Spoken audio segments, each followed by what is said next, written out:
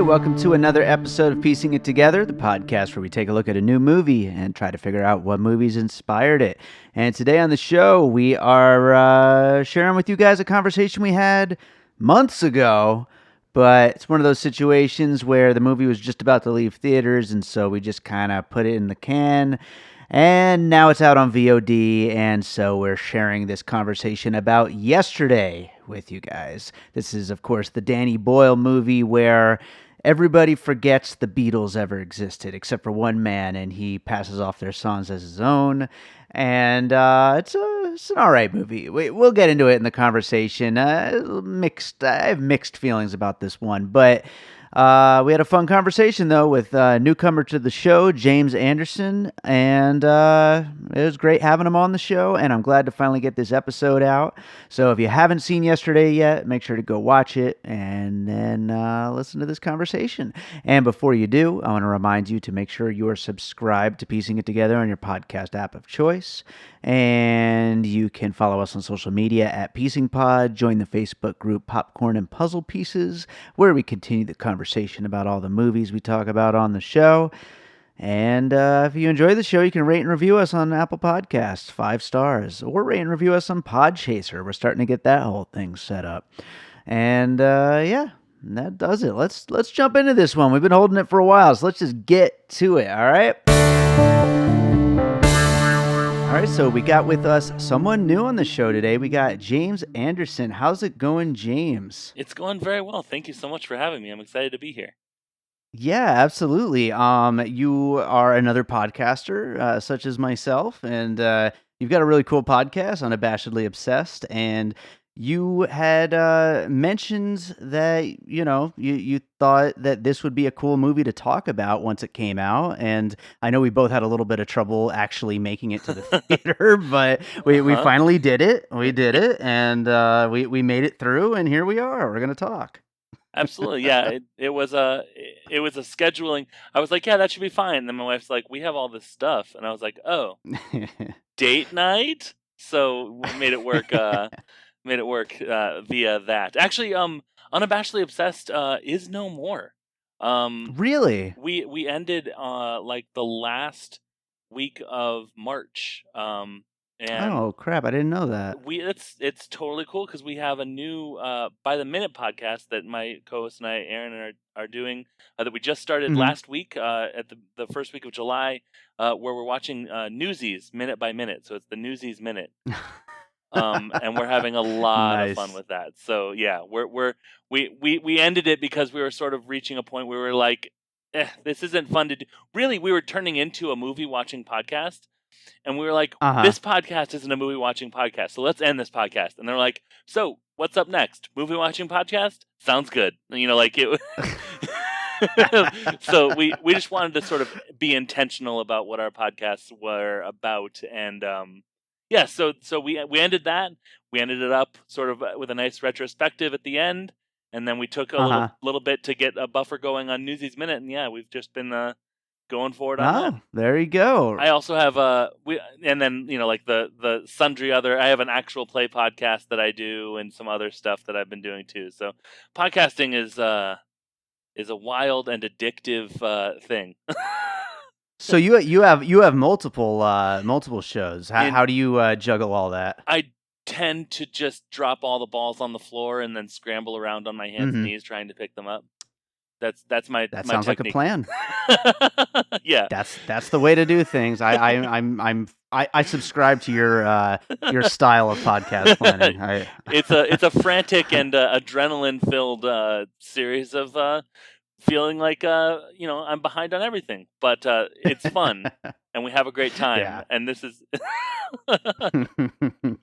beautiful. Well, before we start getting into some puzzle pieces for this movie Yesterday, you did suggest this one. I take it. Are you a big Beatles fan? I'm a big Beatles fan. I'm a big as you'll see with my puzzle pieces, I'm a big here's the concept, how do you suppose that's going to work out fan. Like I like sort of like a a movie where the poster with one sentence can be like, here's what this movie's about, and I'm like, oh, the implications of that are wild. is like my cup Sure. of tea. But yeah, I'm a huge Beatles fan, so I knew I was going to see this regardless, and it's really nice that I was like, "Hey, all right, you mean I have to see this? Well, okay, I guess I'll twist my arm." Yeah, no, I get that. I get that the idea of like the high concept film and just really needing to know like what is going to happen here. Is this Yeah, are they going to explain this? Is it going right. to go somewhere? And we'll get into it as we start getting into some puzzle pieces about whether or not this movie was successful in that that concept that it has laid out. But why don't Yeah. we jump in with your first puzzle piece? What do you got? I think I'm going to throw a spanner into the works right at the top and do sort of a double puzzle piece here. Okay. I want to do both Big and Groundhog Day. Okay. The idea of the main character's life is going wildly off the rails in some sort of like sci-fi or sort of fantasy way, but literally everyone else around him is having a normal life and is just living their life, and he is flailing around trying to figure out what it is that he's supposed to do with this new situation in his life. I saw a lot of that. I kind of went Big was the one that I went in being like, all right, probably if you can't think of anything else, I bet it'll be Big. But it's actually more like Groundhog Day because it was Sure. unexplained about why this was happening and what caused anything. Clearly something did. That one of my complaints, or one of my few complaints about this movie, was that I was like, clearly they had in mind something was happening, but they didn't tell us what it is. Like the Yeah. blackout and whatever, but like something happened. Just like in Groundhog Day, he woke up and then the world was changed for him and him alone. So I saw a Right. lot of that. Every man finds himself the only one whose life is completely turned upside down. Sort of movie like Yeah, Big or yeah. Groundhog Day. Yeah, sure, absolutely. And I actually did have Big on my list as Mhm. well, and I think Groundhog's Day is an even better example of the concept because that's exactly what it is. It's that magical kind of movie where something weird is happening, something is going to change this person's life, and you kind of just go along with this crazy ride that's like it's got so many implications for this character and Yeah, how it's going to make that person grow and all that stuff. yeah, And I think I do wish we got into a little more of the whys and the hows and yeah, and that what exactly it was. I think some of the most interesting parts of the movie and funniest parts of the movie are the bits that had to do with the actual concept, this whole world-breaking concept. The yeah. idea that various other things are also forgotten, Uh, Coca-Cola and cigarettes, and that those were such good bits, good it, jokes, and I wish there was more of that. I agree. It's hard because I agree, and my co-host Erin, really, if something isn't explained, she really needs Mhm, like the world to be completely immersive. Actually, I didn't write this down as a puzzle piece, but like all my favorite Stephen King stories are this exact mhm. concept too. Normal world, Right. normal life, one weird thing, and how does that affect everyone's life? Um, Right. but I am fine not knowing about it. I'm sort of fine with it sort of being like, yeah, these Coca-Cola doesn't exist, Harry Potter doesn't exist. What is that? Like how does that affect it sort of gives me a lot to think about in sort of like almost like a yesterday fan fiction sort of way, like god, what else could not exist? What are the implications of Sure. Coca-Cola not existing and stuff like that? And then I started getting into like, well, what about Yeah. that Beatles song where John Lennon talks about wanting a cigarette? I mean, that's like double gone, right? Oh, So like that's a good question. Well, that also brings up if Oasis is gone, Right. did he perform the song in high school Yeah, I that she mean, fell in yeah, love with him because of? right. Yeah. I have to imagine he performed a Blur song, and and I guess that's just Yeah, what we right. have to go with. I really, really hope Danny Boyle and everyone else involved in the making of this thought of these things at least. Even if Yeah. they didn't put it in the movie, at least it was going through their mind at some point. If not, Exactly. that's crazy lazy if they didn't. I agree. I think if the world exists and you don't talk about it, I think I'm fine with that. Just that you've thought about it is enough for me. Exactly. So I'm gonna go with my first puzzle piece, and that is the movie Once about Glenn Hansard and I can never say her name properly. The girl from the Swell season. Yeah. I could tell you know who I'm talking about though, and but I mean. It's a great movie. It's a great combination of a music making movie while also being just a great, epic romance type of with lots of really sweet romantic parts and like a great little love story that's mixed in with the music making parts. And I definitely didn't see that coming going into the movie. I thought it was going to focus more on the whole Beatles aspect. Right. But this, at its core, though, is almost more of the romance than anything else. Yeah, I absolutely agree. It's sort of like when I saw Lily James on screen, I was like, oh, okay, all right. I figured this game out on Baby Driver, so I got where we're going. We're fine. Lily James is on screen. Got it. Understood. Loud and clear, Danny Boyle. I mean, you kind of can't blame him though.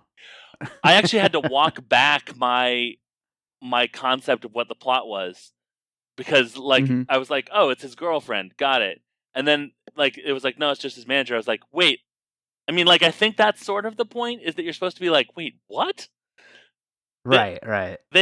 Wait, what? That she's clearly into him. It's such a everyone else sees it except for him. And even he sees it a little bit, and I think he's just sort of in denial. But it was funny because I was like, "Oh, it's his girlfriend. Cool. Oh, okay. Well, that's not weird. Okay." Yeah, it's interesting that they would take a high concept Beatles movie and turn it into a friend zone movie. It's such an interesting dynamic. Yeah. Yeah. I didn't see that coming. Not at all. Yeah, I agree. Yeah. That does segue nicely into another piece for me, though. If that's sure, if I could interest you in another piece, absolutely. I saw a lot of When Harry Met Sally in it. Okay. Sort of a long. I mean, they didn't do the epic, here's them throughout the years thing that When Harry Met Sally did, but it was definitely an idea of yeah, they've been together using air quotes for a long time, but they haven't ever been together. And so the sort of, and then the frantic run to the train station and all of the sort of, I guess I sort of, it turns out my subconscious pours all of my rom-com tropes into When Harry Met Sally. When sure. it point, the indicator points to When Harry Met Sally when I think of the wake up, you realize you love her and you want to tell her as soon as possible sort of deal is very When Harry Met Sally to me.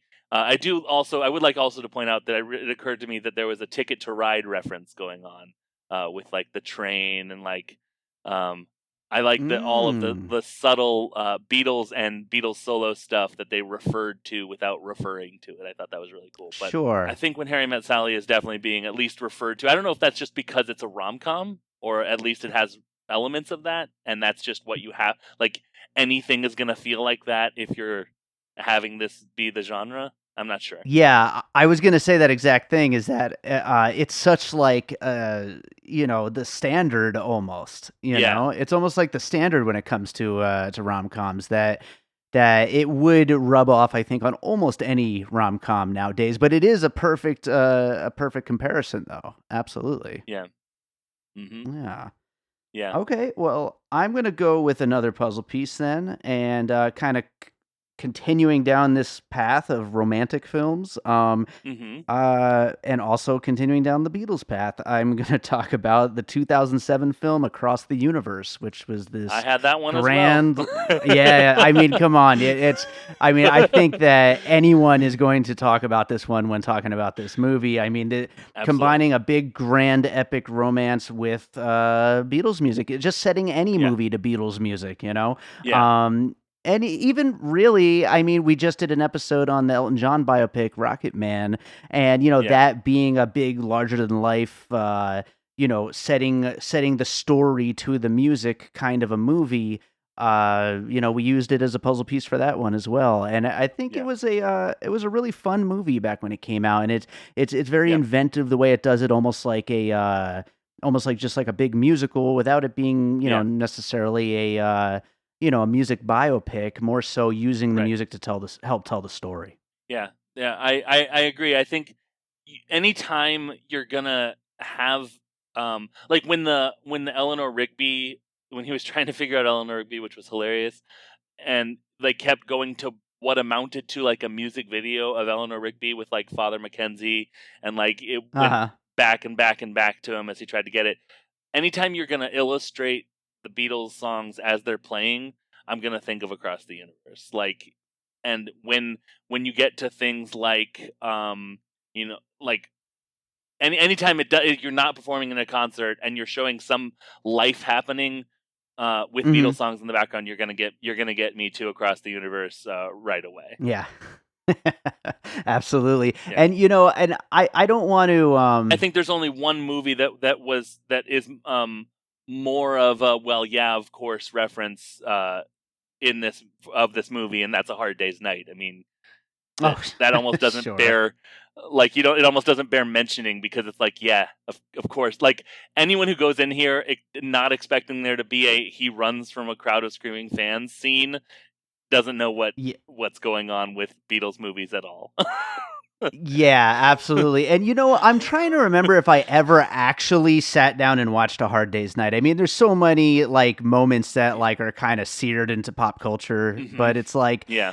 but I don't remember if I probably did when I was a kid at some point, It's a very good, like, if you're watching like John Lennon's love of the Marx Brothers is like blaring so loud during that movie, like Yeah. almost as loud as their love of James Bond movies in Help.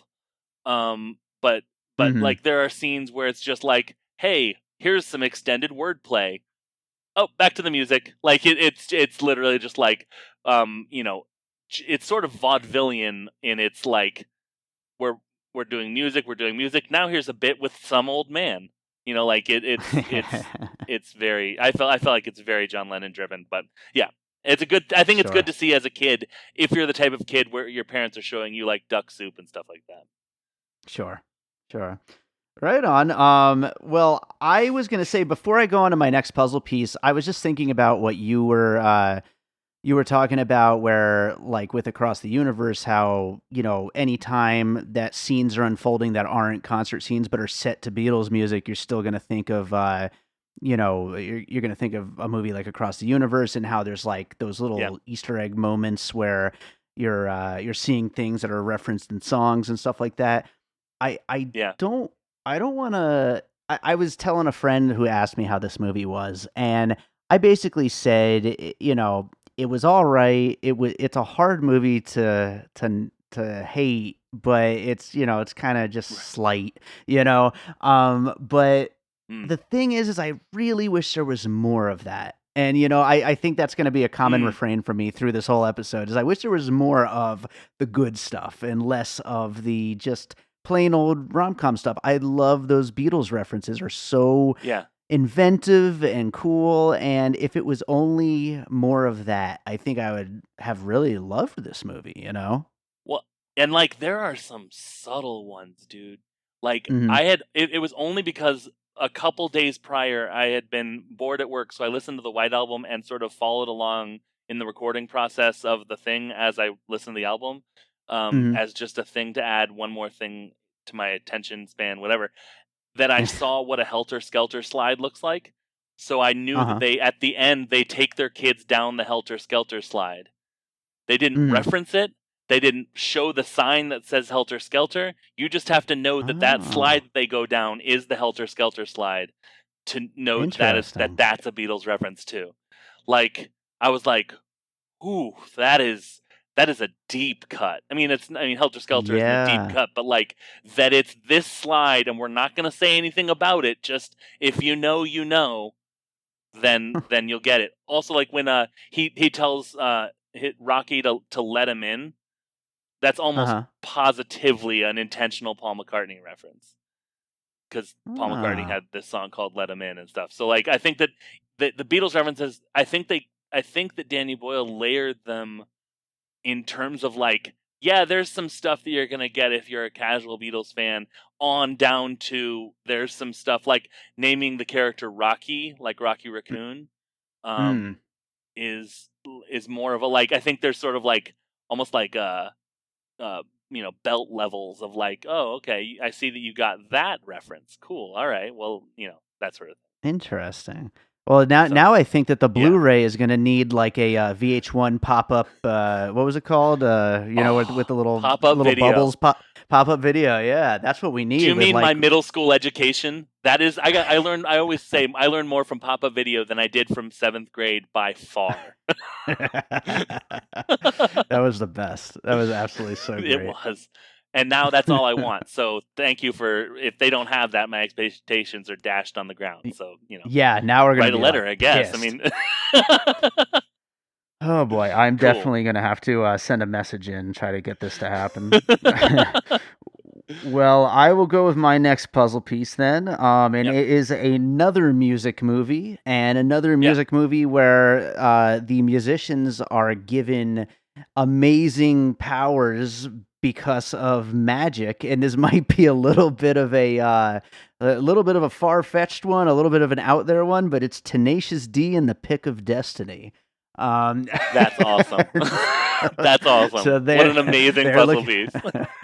In that movie, they are looking for this pick that was forged from Satan's horn, and it gives them the ability to rock harder than anyone's ever rocked before. And this movie, we've got a different kind of magic, a little bit of a more pure magic, but still there's magic in place that allows this struggling musician to become the world's greatest songwriter. So I love how you can't summarize a Tenacious D movie without starting to talk like Jack Black. It's impossible. Yeah. You can't say what a Tenacious D movie is like and not start to sound like JB. It's so funny. I did just do that, didn't I? You did. You're like, and learn how to rock. I was like, oh, okay. Yep. I might have to in post put some reverb and delay on my voice or something. You have to. I also, sort of piggybacking on this, it wasn't a puzzle piece so much as sort of a vibe I got, and I don't think it's just because of the accents, but like I definitely got like a Flight of the Conchords feel from especially like the early part of the movie, like where there was sort of like hyperbolically bad crowds and stuff. And like sort of a stoic, understated, like, yeah, thanks. Sort of vibe. I definitely got like a Flight of the Conchords feel, which I sort of think I put in the same bucket as Tenacious D. So yeah, definitely. Sure. Yeah, absolutely. Yeah, it definitely had a little bit of that kind of a feeling, and plus it's British humor, so Yeah, absolutely. Yeah. All right, what do you got for your next puzzle piece? Okay, I'm gonna really quick take a moment to cross off what I think doesn't count as a puzzle piece, and then I'll get into an actual puzzle piece. I didn't realize that Richard Curtis also wrote Notting Hill, so I had Notting Hill and Love Actually as puzzle pieces, but they don't count. I don't think that. I mean, unless you're like a person's own stuff counts as an influence, I feel like I'm not sure if it counts. It's a bit of a gray area on the show. Yeah. So I'm not counting it, but Notting Hill, Love Actually, and About Time all have some things that I saw throughout the course of this movie. Sure. But instead, what I'd like to talk about is the second vignette in the 1994 Simpsons Treehouse of Horror, Treehouse of Horror 5, which was a vignette called Time and Punishment. In it, Homer makes a toaster that time travels, and he keeps killing animals and sending himself into alternate timelines. And what I was specifically reminded of is there's one time when he he shows up and his family is rich and they live in a gigantic house. And he sits down. He's like, "This is great, awesome, awesome, awesome. Everything's great." And he says, "Marge, please pass me a donut." And she says, "What are donuts?" And he runs screaming from the room. And of course, then it starts to, and oh no, it looks like rain, and it's raining donuts. So the repeated gag of, "Oh yeah, such and such. What's a cigarette? What's Coca-Cola?" That I couldn't help but think of that one specific joke in that Simpsons vignette, and I think it counts as a piece because they played it the same. Like to go to Google and be like, "Oh God, I just love that recurring gag." But like it, like what is this? As in like an essential thing that's missing from the world. I definitely felt that Simpsons episode. Yeah, That's fantastic. Yeah, I wouldn't have thought of that, and I loved that episode. Like, it was such a great episode. But yeah, absolutely, the way that it plays with time is the exact same kind of way. Yeah, absolutely. And like how like my wife actually reached a point where she was like, "James, I don't know, they didn't explore that." But I was like, "Well, so is there something else that's in place of Coke? Is there like, does the lack of cigarettes mean that Virginia didn't?" I live in Virginia, so I was like, that tobacco wasn't a cash crop. What are the implications of these things? She's like, she eventually was like, "I don't know. I just don't know, James." And I was like, "Okay, fair, that's fair." But like the implications of like, what are donuts, and that being like, oh God, like I feel the same way about like, what are the Beatles? So like, I definitely felt that. See, and now I'm going back to what I said earlier. I want to know what else is missing in this world. That's right. Oh man, yeah, so interesting. Exactly. So damn interesting. But no, that's a great puzzle piece. And you know what? I might as well just leave on the list About Time, Notting Hill, and Love Actually, because I mean, yeah, sometimes we do look at the writers' other films or directors' other films, and absolutely, there's little bits and pieces of each within it, and so I think it's an interesting combination of elements from a lot of those movies. And to credit my own super ignorance, I had Notting Hill, and I looked up today. I was like, I bet that's the same guy, because there's no way what I saw was the friend group that was there but not explored. They were just there, and you were supposed to be like, oh yeah, his best friend group. Yeah, that's just the thing that's there already. Felt very Notting Hill to me. Sure. And then I discovered, and I was like, oh well, okay, because that's just how he writes friend groups. Got it. And you see the same thing in Love Actually too, where it's like, oh yeah, these are established friends. We know they're friends because they're hanging out and acting like friends. That's how we know they're friends. Why else would they be hanging out? And then About Time was like, I mean, like that's another like magic realism sort of deal too. But sure, yeah, romantic romance set against magic, basically. Yeah, absolutely. All right, well, my next puzzle piece is another. I just jokingly referred to this movie earlier as it's kind of slight. It's kind of nothing, but at the same time, it's hard to not like because it's quite enjoyable, And another movie that I would kind of put in that vein, despite being an Oscar winner and a big, huge, beloved movie, is Forrest Gump.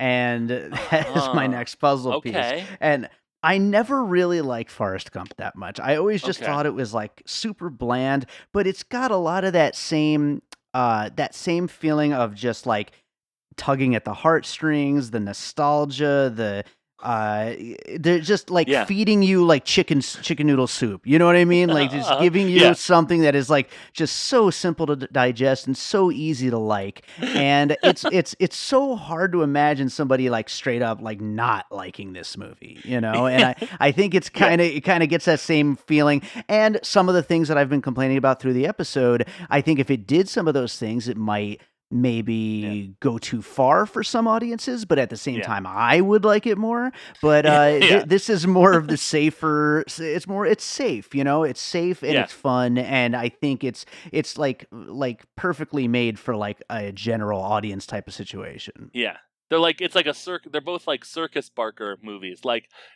step right up, you're gonna see a guy play Beatles songs. Will he play Let It Be? Oh yeah, he'll play Let It Be. Hey, step right up. You're going to Damn see a right he guy will. throughout history. Like Forrest Gump. Will he interact with John F. Kennedy? Yeah, he will. Absolutely. Take a seat. It's sort of like, what are the easiest things that we can do to evoke nostalgia in people? Yes, And let's make sure they're in the movie. Yeah, they're gonna think they loved it, whether they actually liked it or not. It's just they recognized it, so they're gonna be happy. Exactly. If you put the year up on the screen at New Year's, everyone's gonna get nostalgic. I know I do. What was that There was a Family Guy bit where they're at like a nursing home, and there was like a comedian or something. He was saying things like from the old days, and the old guy in the front row goes, "I know these things, so I enjoy this." Like, absolutely, yeah. That's it. That's what it is. Exactly. Yeah. No. Yeah. All right. What do you got for your next puzzle piece? All right. Okay. It's going to be important that we talk about this. So my next puzzle piece is a book. Okay. It's called Replay, and it's by Ken Grimwood. Do you know this book at all? No, I have not heard of it. I randomly found it at a Borders one time, and now I've read it like 7 times because it was like, oh, this is great. I'll just start this over again. So the basic concept is this guy has a heart attack and dies, and he wakes up and he's himself at 18, but he has all the knowledge that he had up until the point he died. So he lives his life. He can make whatever decisions he wants to make, and it affects his life in whatever ways it would have. And then he goes up, and he dies right before, like a little bit. He dies at the same point in his at an old age, and then he wakes up and he's like 21. And so it goes. He keeps on going around and around and around, starting later and later and later.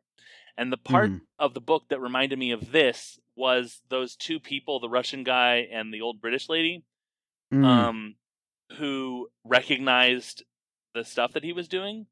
There's a point in the book where he tries all sorts of strategies, from like trying to prevent the Vietnam War to like trying to make it as rich as possible.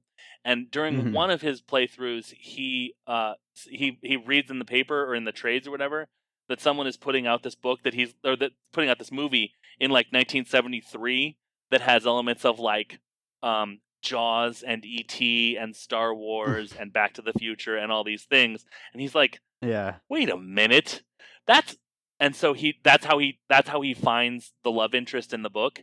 Is they're both doing this replay thing, and they have to keep like waking up at different times in their lives and like finding each other and stuff. But that recognition, like that I kind of got goosebumps during the movie, especially during the Russian guys, when he was just sort of staring at the stage. I got goosebumps, and I'm kind of getting them now too. The idea that you're alone in this thing where you're the only one that remembers it, and then the dramatic irony of, oh no, there's this guy that remembers it too. Oh no, there's this girl that remembers it too. Is very much like, now there's 3 of you, but like my wife's favorite part of the movie was that they weren't mad at him, that they were like, thank you for doing this. And I know, and like it was a big tension relief for me too, because I didn't know what they were going to do, but it felt like it was going to be violent and whatever, but like they were just, like, but the idea that you're no longer alone, that no one knows what's going on, but you are all 3 of it in it together and sort of just trying to figure it out, is what reminded me of that book Replay. And also that book Replay is awesome.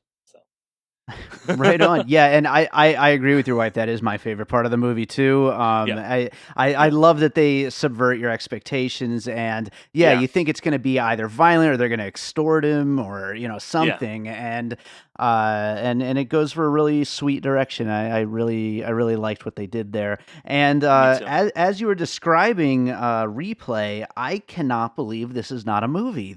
How has this not been adapted into a movie? I think they did, but I think it was like a sci-fi channel made for TV sort of deal. That could be a big movie if they did it right. No, I know, right?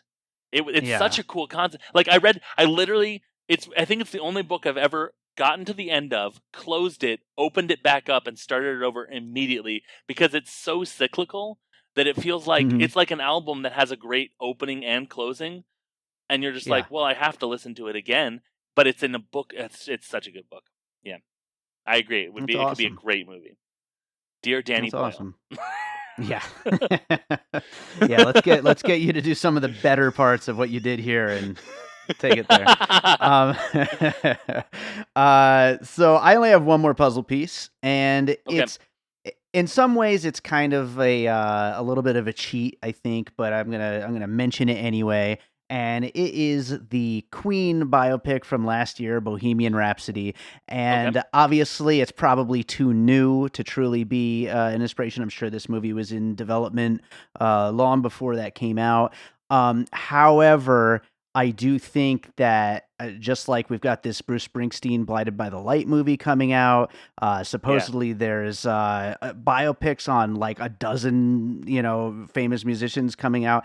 I think that Yeah. the success of Bohemian Rhapsody is really kickstarted a huge run to get these movies made. And I don't know exactly where in the production process they were when that movie came out last year, but wherever it Yeah. was, I'm sure, boom, they just flooded them with more money and said, "Get this thing done. We need this movie," And so I think Absolutely. more so on a business side of things, I think it was Yeah. definitely an inspiration. But again, kind of like what I was talking about with Forrest Gump, I also was not a big fan of Bohemian Rhapsody, and I Yeah. think I think it plays things way too safe, Yeah. and I think that this comes from that same kind of a place of wanting to just be an audience crowd pleaser, Yeah. and so in a way, creatively, I also do think it's an inspiration, or at least comes from a similar place. Yeah, I haven't read it yet, but I have a billboard where the cover story was that like biopics is where like musicians are getting, instead of like touring, they're like re-upping their sales on like biopics and then like Oh releasing wow, soundtracks that has their like I was like, wow, this is a wild cover story, and then I thought about it and I was like, no, no, no, no, that this is correct, this is an accurate cover story. But yeah, like I think that they talked about Bohemian Rhapsody and Rocket Man, and I'm sure this was included too, because this isn't a biopic, but like it's the same. I mean, like yeah. it's similar, at least in that like I'm sure that it will cause people to go out and buy more Beatles albums if they don't Oh already yeah, have them. absolutely. Absolutely. Yeah, I actually I of course, I mean, who doesn't like the Beatles, but I mean, I've never been like someone who listens to them regularly. Right. And this movie I've been singing their songs like, all Yep. week since I saw it, Yeah. So Yeah. I Exactly. wouldn't be surprised if I'm listening by tomorrow probably. So Totally. Totally. So do you have I any more puzzle pieces? I have two more. Um, Okay. I have Back to the Future. Nice. Specifically the Enchantment Under the Sea dance where Marty plays Johnny Be Good too early. Um, the idea of you guys aren't ready for this, but your kids are gonna love it was very much present, especially when he realized that no one knew who the Beatles were, but he hadn't found an avenue yet, aka the internet, to release this music to a crowd that would appreciate it. Uh-huh. Like I definitely like got like, oh come on, come on, this is I want to hold your hand. Anyone? I Yeah. like, and just like the also the idea of getting like just so wrapped up in like, I know this song and I'm the only one and I am rocking this is in there too a little bit. So Sure. That's an absolutely great one. I love it. That's a great puzzle piece. and then I guess there's also, it also contains sort of a, all right, I guess I need to figure out the rules of this Mhm. world that I found myself in that no one else has found themselves in. Um Yeah. and then the last one I had was That Thing You Do, um which is Oh also a yeah. Tom Hanks movie with your Forrest. Sort of the concept of a world where the Beatles aren't as big as, like, aren't the biggest thing. Like That Thing You Sure. Do always bugged me because like there's one reference to the Beatles, but like it takes place in 1964 and like no one talks about the Beatles, to the point of you're supposed to, I think that maybe the Wonders are like a stand-in, like what if the Beatles were from Pennsylvania sort of deal. Right, Um, right. and I think that they have that line. There's a line where a DJ is like, "Oh no, that not that Mop Top Quartet or whatever," in the same sort of way that when like Law and Order is like based on true events, and then in the show they'll be like, "What you mean like?" and name the famous person they're basing this episode on, and they're like, Yeah. "Yeah, but different slightly." And you're like, oh, okay, that's where the lawyers made them put that line in about this is not based on actual, yeah. But yeah, that thing you do also, like a quick rise to the top, 60s nostalgia, all sorts of like performances and people going crazy for music, and family. His guy's family in that thing you do being sort of like, yeah, I guess you're doing what now? Music, I guess. I saw paralleled in this too a little bit. Sure. I haven't seen that movie since the theater. Oh, really? It's been a long time since I saw That Thing You Do. Yeah. Does it hold up? I am the worst person to ask if something holds up because I hold things so close to me. I Sure. love That Thing You Do with a passion that isn't embarrassing, only because I'm too busy loving That Thing You Do. I really love it a lot. I think that it's great from a musical standpoint as well as from like a joke standpoint. Sure. I think you really have to like Steve Zahn a lot though. And if you do, then I think you're going to be fine. But like, yeah, I mean, I love it. It's up there in the upper echelons of my favorite movies. But I Nice. could totally see someone not liking it also. Like, Right. it's not one where I'm like, come on, this is Universal. I'm like, no, Yeah. I could get someone being like, this is baby boomer pandering, like we're Yeah. the '60s great sort of stuff. Yeah. There's a randomly thrown in magical black man in it and stuff. So like, I get it, Yeah. but also that one's been with me since I was getting, when I was at that magical age where everything was awesome, and like Sure. everything I saw or heard became my lifelong favorite, whatever. Yeah. So so I am the worst person to ask about that, but I think so. Nice. I've Nice. I watched it love it. recently and liked it a lot. So yeah. I love it. That's awesome. Right on. Well, I'm going to go ahead and do the finished puzzle and list off all the movies we just talked about, and then we'll get into our closing thoughts about yesterday. So we have got Big, Groundhog Day, Once, When Harry Met Sally, Across the Universe, A Hard Day's Night, Tenacious D and the Pick of Destiny, About Time, Notting Hill, and Love Actually, the Time and Punishment Treehouse of Horrors episode of The Simpsons, Forrest Gump, Replay, the book, Bohemian Rhapsody, Back to the Future, and That Thing You Do. Great list of movies. A lot of music stuff, obviously, but also a lot of magical type, magic comedies, magic epic type movies. You got any other thoughts about yesterday? I think that it was a bold swing. I've been really spoilery about this, but here's where I'm going to say spoiler alert. I Sure. thought it was a huge, bold swing to have old John Lennon. I think that I thought it worked because I was completely convinced that it was going to be a Paul McCartney cameo. Yes, me too. And so Absolutely. when he opened the door and it was John Lennon, and I was like, and all the implications hit me like a tidal wave of John Lennon being alive. Yeah. I thought it really worked. I can totally see a critic being like, that was the most pandering, why did they do that moment of the whole movie? Yeah. But I thought it was lovely, and I think they nailed John's voice in terms of like, you need serious psychiatric help, sort of like, start dry wit and stuff. I thought they nailed it. Sure. I almost put Yeah. Bubba Hotep on my list of puzzle pieces just because of like, what if Rockstar didn't die? I'm sure there's a better example, and so I crossed it off because I was like, yeah, but they didn't like verse mummies and stuff. I think that probably it doesn't count as much of a puzzle piece. I'm sure there's a better. I also thought of a Philip Roth book where it's possible that Anne Frank is still alive. it was sort of reminded me of that a little bit too, where it's like, what if this person who's famous for being alive or famous for dying, was not dead? And I got that sort of feeling from it too. But like, yeah, I thought that was a big swing. I thought it paid off, but like all big swings, I'm sure there are people that are going to be like, that was the worst part.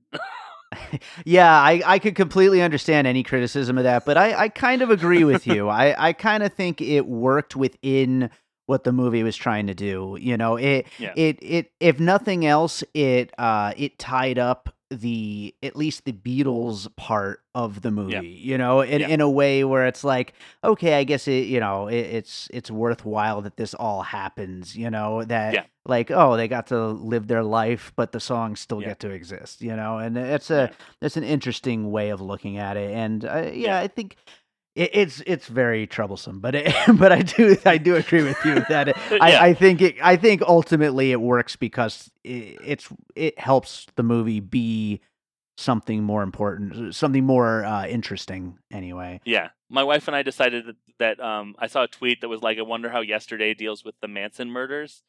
And that's funny, but also my wife and I talked about it on the way home. We decided that the Manson murders happened and they just pinned it on some other musicians of the time. Nice. And that it, like, because the Beatles, like, I was like, because if the Beatles not existing means that people didn't get murdered, then we sacrificed the Beatles, and I think the Beatles would agree with that. But my wife is like, yeah, but I mean, I don't know that we can say that. So see, now you're making me want the other version. Now you're making me want the other version of the movie where it focuses more on that stuff. If I may recommend, I have a recommendation. Sorry. Okay. I'm gonna save it for the recommendation part. Is that now? Yeah, you know what? That is now. Let's go for it. Can I subvert the concept again and recommend a book? Is that sure? Okay? Absolutely. Yeah. 11/22/63 by Stephen King. The book. I can't stress this enough. The book.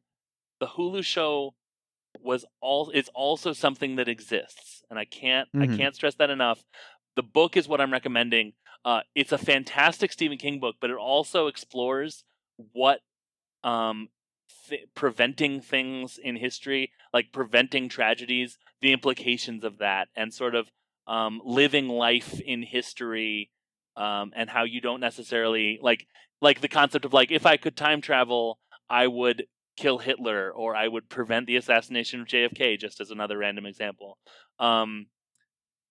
Would that be helpful, or would it be more helpful for you to like live the life that you have and that you've seen?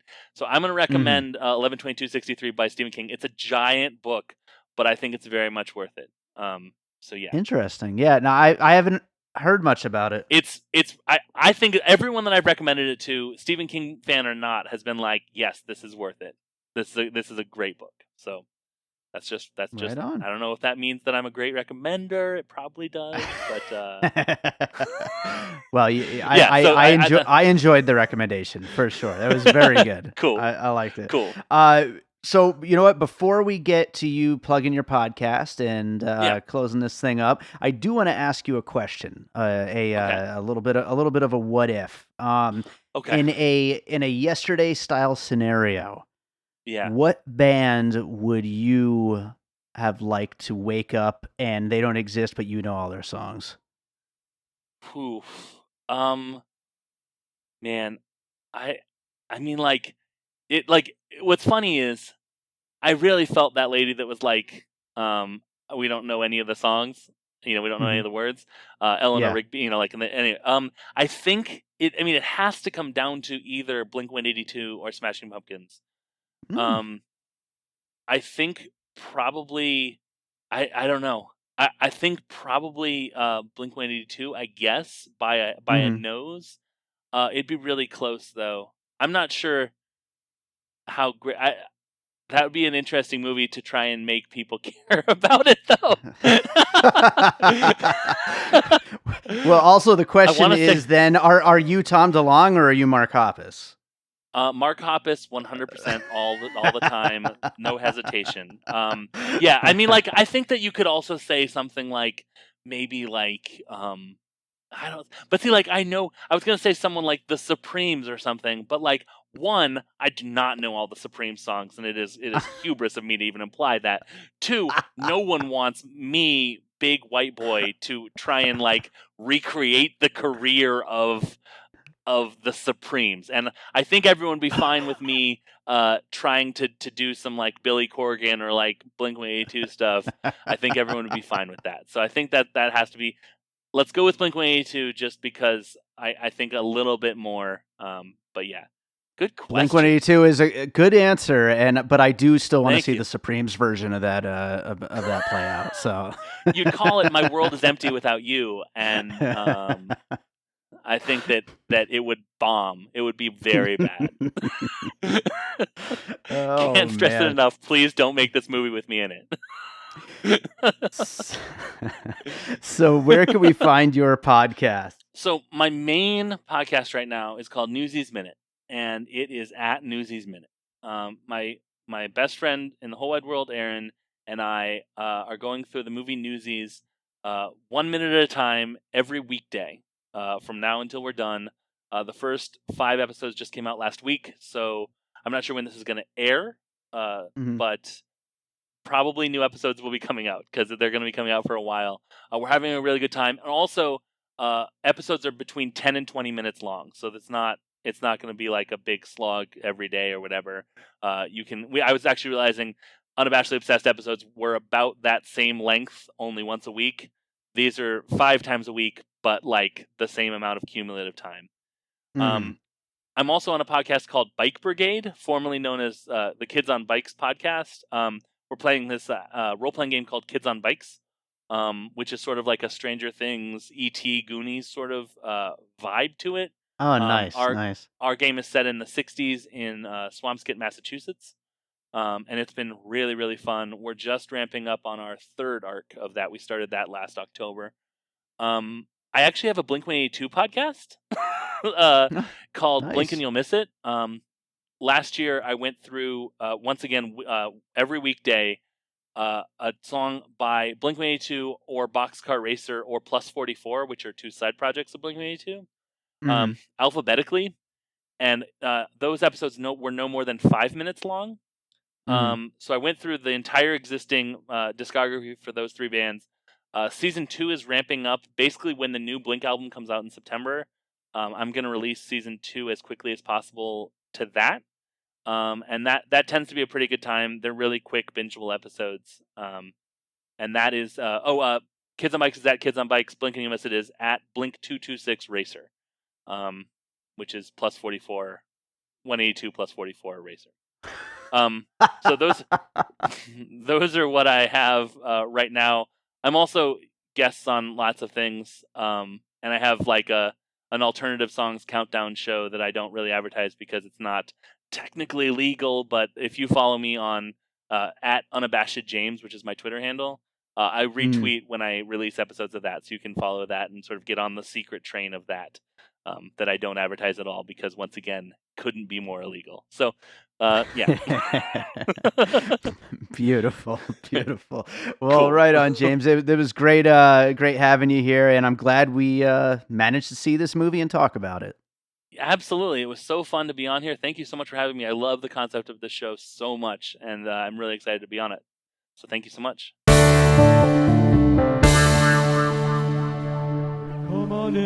Hi, this is Wax Trax Records here on 2909 South Decatur.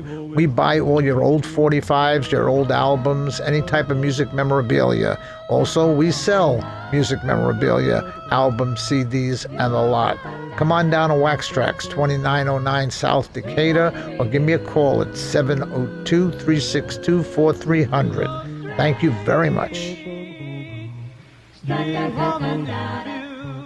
All right, I hope you enjoyed that conversation about yesterday, and that Wax Trax ad was in place of a podcast ad because my family store, Wax Trax Records, has some of the best Beatles stuff you can find really anywhere in the world. It's an amazing shop. If you've never been, you should come visit next time you're here in Las Vegas.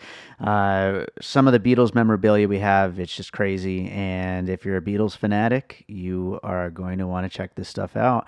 So, yeah, that does it for today. I want to thank you all who have been listening. September was an incredible month for the podcast between the article that came out on us and just all of the new listeners we got and all the new co-hosts we had. I mean, this one included, I think, was the 7th in a row of new podcast co-hosts, which is just fantastic because, I love having my usuals on, but it's great to have new people on the show as well.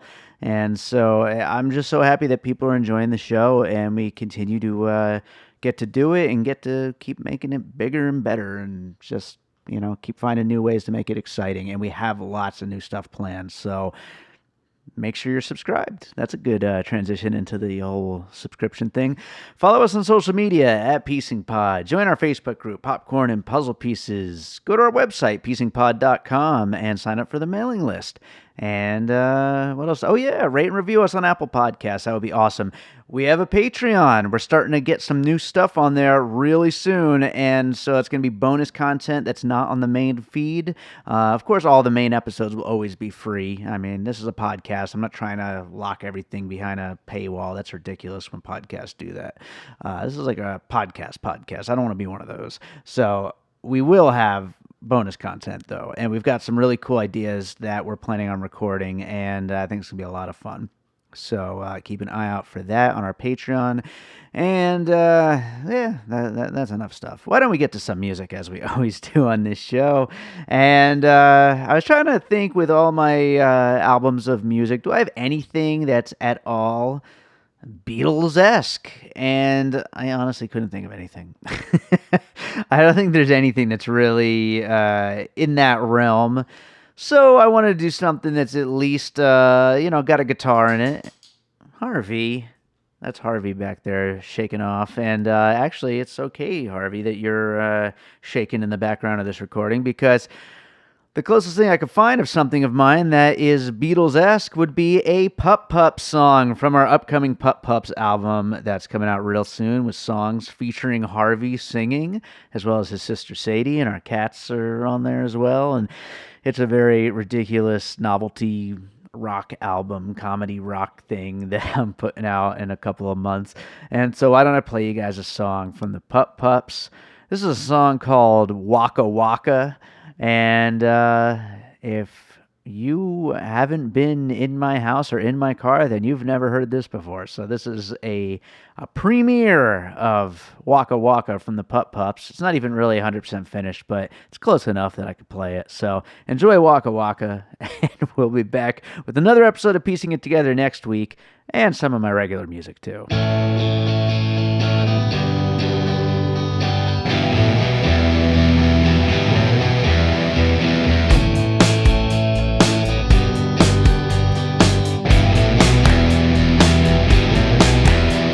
We're going on a Walka Walka.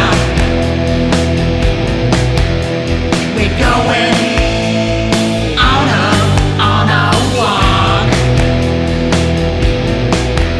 Well, you know that I have been a really good dog.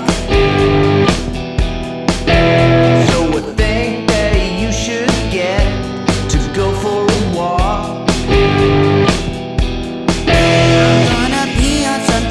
I'm gonna poop on a leash, and yes, you know my dad will pick it up.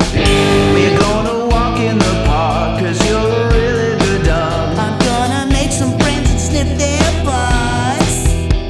We're going on a Walka Walka. We're going on a walk. We're going on a Walka Walka. We're going on a walk.